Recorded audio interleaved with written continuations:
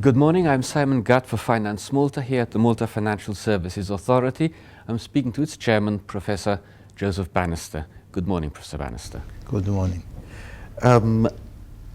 Following the financial crisis, there's been a move to introduce a lot of new regulation. This seems to possibly to favour larger institutions. It might impose high costs on the smaller players. How is the MFSA working with other regulators in order to try and streamline these regulations? We take part in the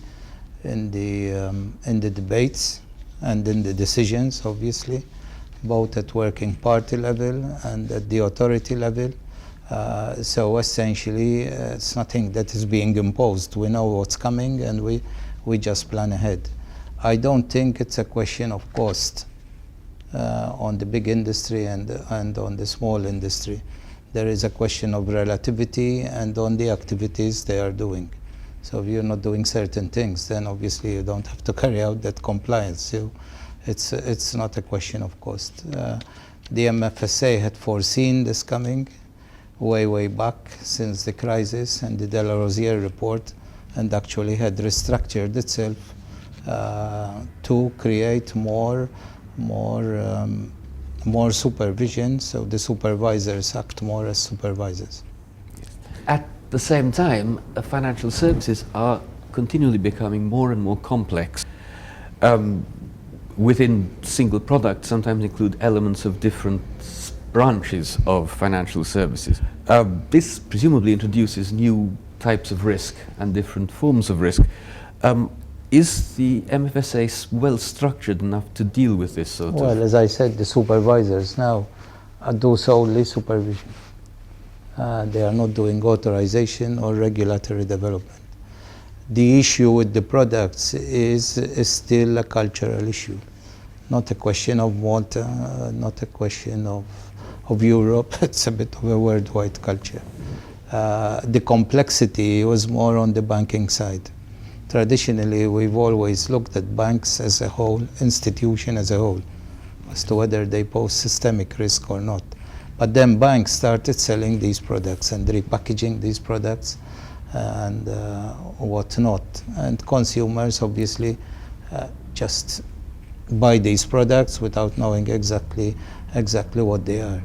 The new directives certainly now started to take care of these products. In terms of better transparency, better regulation. So it's no longer the case of a bank simply you go into a bank and open a bank account. So it's being looked at as to what these products are and how they will come out in the future. At the same time, a lot of the products have got a very international nature, particularly, as you point out, in banking. How do you handle the international aspect of regulation? Oh, the international aspect today is that under the authorities we have cross-border colleges of supervisors. So if somebody is selling, is acting in Malta, take HSBC for example, which is a big bank, or the Austrian banks, where they have branches or subsidiaries in different countries. The colleges meet, where there are all the supervisors in the respective countries for that particular institution. So they discuss the issues of that institution. Finally, going on to a different tack, with trusts. I know trusts and foundations in themselves are not regulated. However, I believe trustees are. Yes, in reality, neither a trust nor a foundation is regulated anywhere. There is a tradition in foundations are more European under civil law, yes. Largely because the concept of transferring property does not exist. That's more under common law. So basically, under the foundation, you can still direct, the settlor can still direct how the foundation and the investments work. In the case of trusts, you transfer.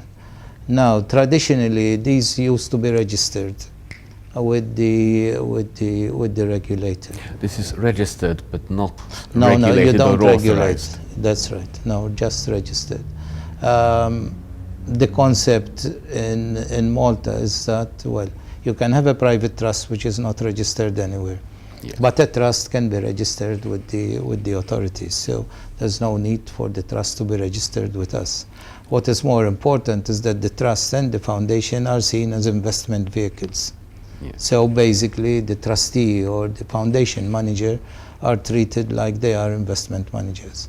And they have to report, they have to keep records, segregated from their own accounts. So the accounts of the foundation or the trust have to be separate. They have to keep clear books for taxation, etc. So the trustee or the foundation manager is adequately regulated.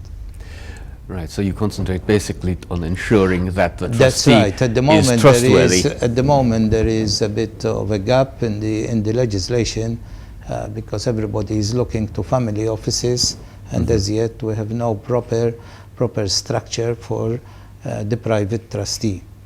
Right. But that is coming out now in the new legislation.